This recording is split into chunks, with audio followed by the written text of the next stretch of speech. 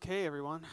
We're going to go ahead and get started with our media availabilities. We're now joined by driver, the number 22 Team Penske Ford Mustang Dark Horse, Joey Logano. Joey, I'd say it was a pretty successful outing last time you came here. So what are you looking forward to as you come back and get ready for the Shriners Children's 500 weekend? Yeah, lots of good memories sitting down here. Yeah, cool to be back for sure. Even going out there earlier and seeing the wall with the sticker on it that says, we won this thing last time. It's a lot of special moments, but yeah, I've been saying it's in the past, right? You got to keep moving forward. I mean, it's still fun to reminisce a little bit, but you got to stay out the windshield. All right. Well, we'll open up to questions. If you have a question, please raise your hand. We'll get a microphone to you. So we'll go ahead and start with Bob over here up front. Here, I can do it. Bob Pocker, Fox Sports. I have two. The first is they're going with the softer. You have the option of the softer tire. Are you a guy, since you won this race back in November on the primary, like, please don't change this at all? Not really, actually, because I think for the better of the sport, I think what we've been doing with the tires has been a really big gain lately. Right? Last week you seen a lot of fall off there, which was great. And the way we're introducing it is a pretty, safe way to do it. We did this at Richmond, and I think it's cool. I kind of like the option thing. I know it's kind of hit or miss for competitors and maybe even fans whether they like it or not. I think some people see it as possibly gimmicky, but I don't see it that way at all. I see it as everyone has the same amount of tires, and it's how do you want to call the race? But I do think it's better for the sport to have, if this tire does work, and they are able to implement it more places and keep doing this, I think it's great. It's cool. And I'm fully aware I'm asking you about your teammate, Austin, but I'm curious, NASCAR said they didn't suspend him because they felt like the retaliation was as slower speed and didn't cause, the other vehicle was able to continue in the race. Are you good with that type of philosophy on retaliation?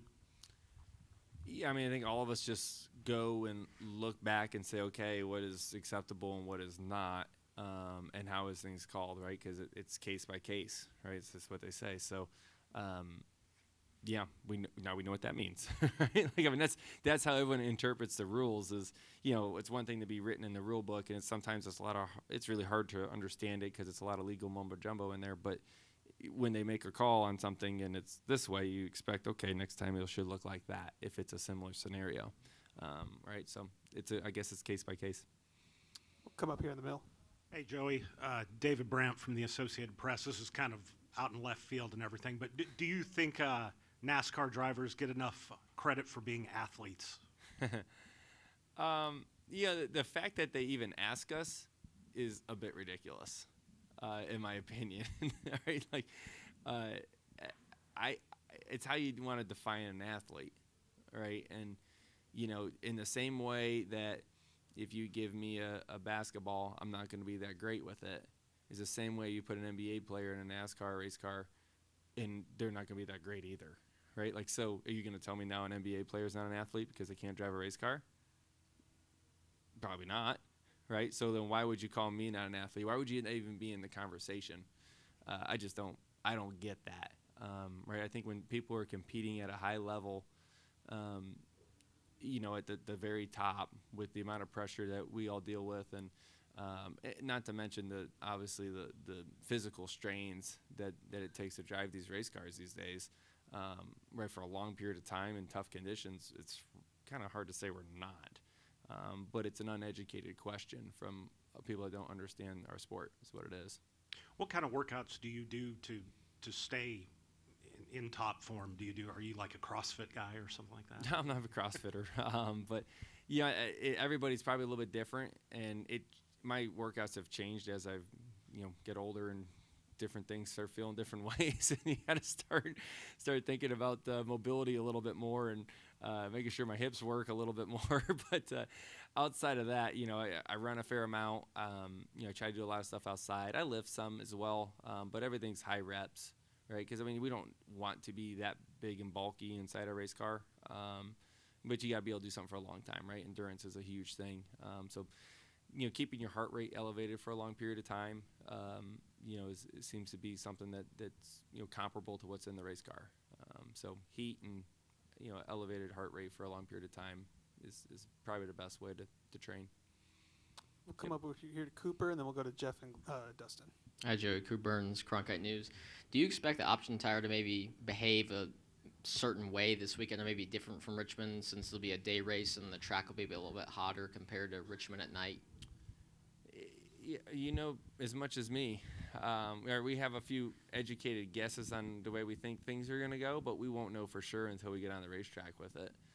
Right? I mean, nobody knows how much faster it's truly going to be. Right? Is it going to be a couple tenths? Is it going to be a half a second? Is it going to last?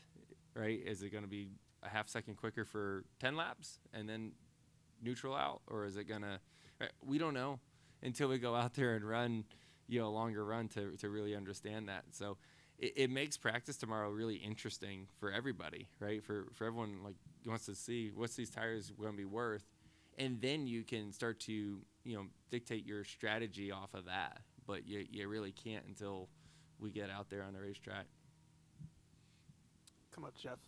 On paper, there's really no reason that anything should change. It was only 4 months ago that you were sitting right here and the Penske cars were dominant. But even a year ago, I mean, it was Bell who, he was 20th on the last pit stop and drove all the way through the field, won by 5 seconds. And so we've seen differences between spring and fall.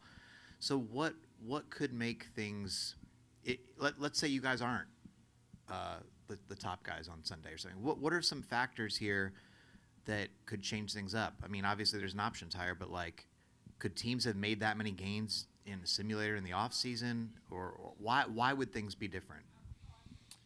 Yeah, I mean, there's always how racing is. There's a million different variables out there that are always floating around.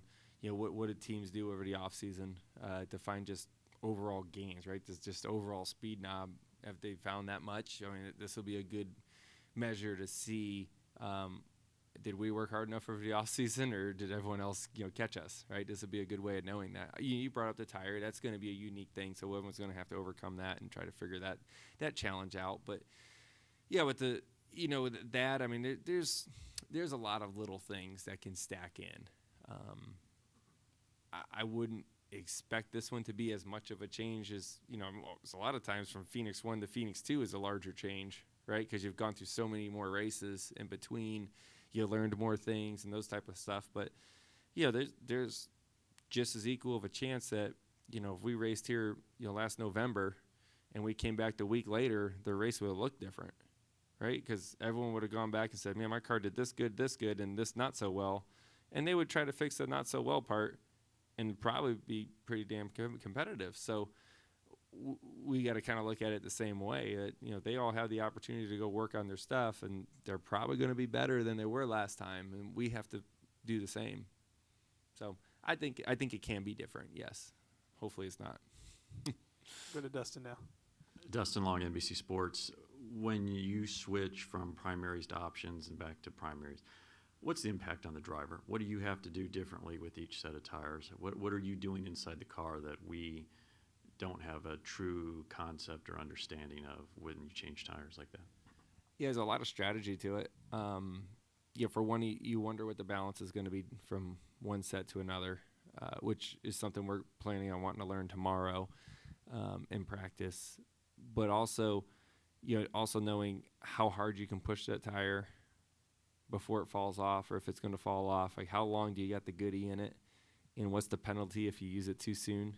Right, you kind of got to know that. That's a pretty big strategy call from behind the wheel of how hard you're going to push this thing. And then obviously there's a lot of strategy on when you put them on.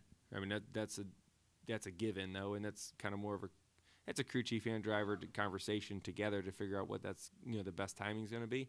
But from behind the wheel, you got to know what you can and can't do with this tire, and it's hard to talk about it right now because we don't know.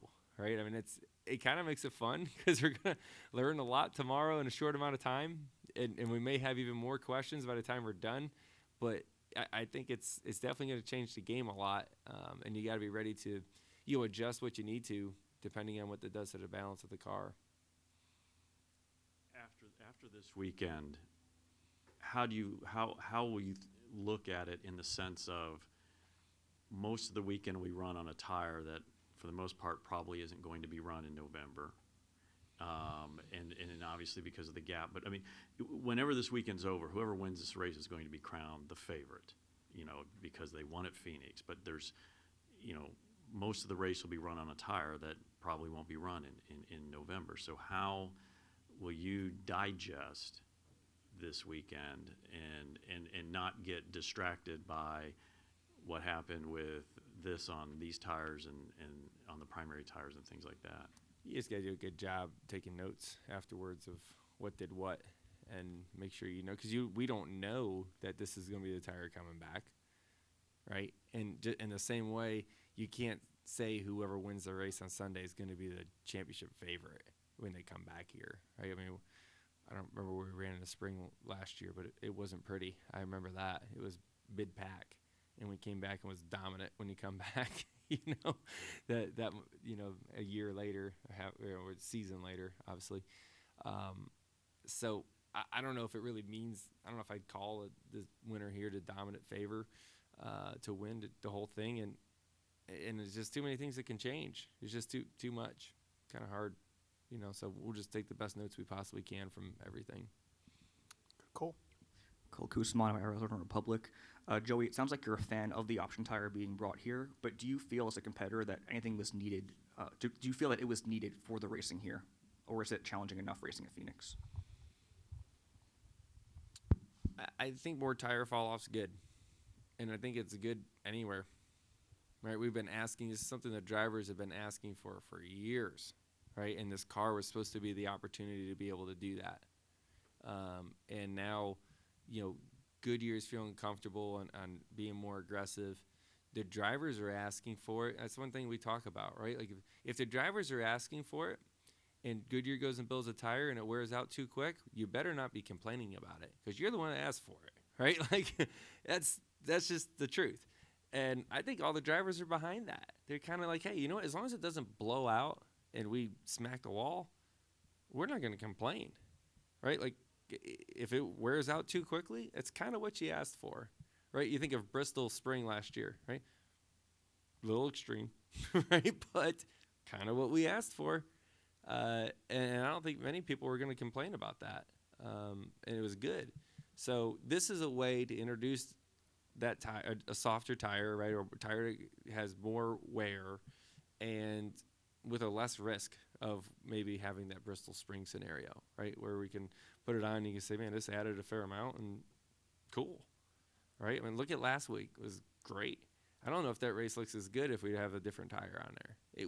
We've proven that the tire is the biggest knob to good racing.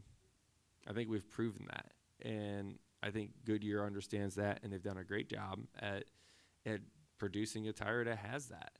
And think about how hard that is for a tire company to do that, right? Like, they want to build a tire to sell on the street. Like, their number one goal is to make money, right? Obviously, and you want tires on your street car to last forever. And we're asking for something completely different in a race car, and they're willing to do that for us. I respect that, right? Because that's kind of against what they would want to do, you would think. So for them to build this tire, I respect that. Give them a lot of kudos for that, and I think that's great for our sport. We'll go to Christian, then we'll come over here in the back, and then we'll wrap with Holly. What's up, Joey? There you are. Vegas next week. It's been pretty good to you over the years. When you and the 22 team get together and you were going into Vegas, what makes you guys so good? What's the favorite part for you going into that weekend? Yeah, I always say that's a racetrack where it just takes everything to be good. You got to have a fast car. You got to be able to take the bumps good. You got to have good horsepower. You got to have good fuel mileage. Right? You got to have the right strategy. And it is the Pennzoil 400. Right? I will be driving the Pennzoil car there. So you want to make sure you have a good run in there, a good showing. And I don't see why we wouldn't be good there. I'm looking forward to getting out there and seeing what we got. This might be a loaded question considering you're just talking about the option tire, but is there anything else the drivers get together and they're like, what else do we want from a car standpoint that could be better? Well, listen, when you put a group of drivers in a room, you're going to get opinions. It just is what it is. And some of them align on things, and some are kind of vary in different ways. Not all the time is the full perspective there for anybody, right? That's why it's important for the owners, for the drivers, for NASCAR, for Goodyear, for sponsors, TV partners. Everyone, it's important for everyone to see everyone's perspective on what it is, because sometimes what's best for what we think on the racetrack may not be the best for one of the other parties. Or it's, oh, that's why we do that, and didn't really understand that's why we do that. The perspective is everything in life, and so for that reason, it's kind of hard to say exactly what those things are. But there's always some knobs on the race cars that people feel would make things better, but you have to be willing to almost start all over to do some of them, and I think that's asking a lot at this point with this car. Come up here in the back. Trey Downey, Motor Racing Network. Joey, we probably won't see it a ton this weekend, but over the next month, we're going to go to a couple tracks, Homestead, Darlington, where running the wall is typically the fastest way around those places. What does it take to run inches from the wall lap after lap, and who do you think is the best at running the wall in the Cup Series right now? Yeah, you should ask Kyle Larson. He's really, really, really good at it. Reddick's got really good at it. Blaney's decent at it too. It's not comfortable. I can tell you that much right now. Right? You're on the ragged edge, and you're literally an inch off the wall. Like, you are on it. So a mistake, right? You're running at a corner, mile an hour too fast. Boink, you're in the wall, right? Car rolls up in front of you and gives you dirty air. You didn't expect it. You're committed to being up there. Boom, you're in the fence.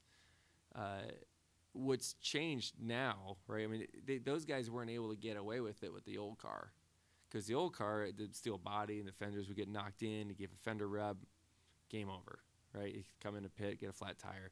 That's what happened there with Larson for years there, right? It was always the fastest car, and you're like, yeah, well, just give it time, and then no, all right, and then you get back up there. Now he's gotten really good at it and gotten even better at being consistent at it, but also you can make a mistake now as long as it's small enough. You can just kind of smush it up against the wall every now and again, and life's okay, as long as you don't hit it that hard. And we've seen those guys be able to get away with that, and they've been pretty strong because of it. Close out with Holly. Hi, Joey. Holly Kane with the NASCAR Wire Service. I wanted to ask you if you sit here more frustrated or more encouraged by the season, because you've obviously led the most laps of anyone. You've been so strong in all of the races, but haven't gotten the top tens or even the victories. You could argue that you would probably want. Where do you kind of see yourself? Just rolling with the punches like I typically do at this time of year. Right, you go out there and you try to just maximize your day. Get out there and, like I said, lead laps, score as many stage points as you can, get the best finish you possibly can. Last week was looking like it was actually pretty good, where we got this 9 stage points in the first stage. We got back up to like 7th there at the end, before I got ran off the racetrack and then dumped all in one lap. That's frustrating. I can tell you that's probably the most frustrating thing that happened all year. Right, Daytona's Daytona. You kind of you come to expect it a little bit there, just because everyone's racing for the 500, and so that's that. Atlanta was a little frustrating that we couldn't get back up there and take control of the race again. But I'd say overall, like, our team's still in good shape. We're doing well, like you said. We're leading laps. Thank God we scored some stage points, because the finishes haven't been there yet. But we're still early in the year. We haven't gotten to. It's the first normal racetrack we've gotten to so far. It's hard to call those other ones normal tracks. All right, Joey. Well, thank you for coming in today, and good luck this weekend. Absolutely. Thanks, guys.